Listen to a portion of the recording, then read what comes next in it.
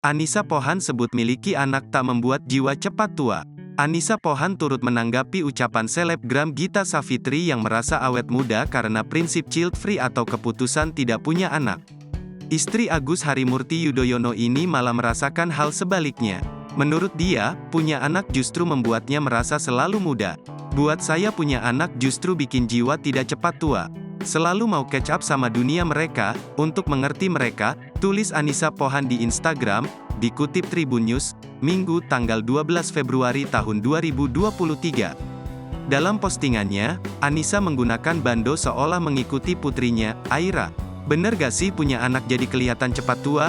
Padahal jiwanya sok-sok masih muda ikut pakai kuping-kupingan, takutnya gak pantes, tulis Anisa.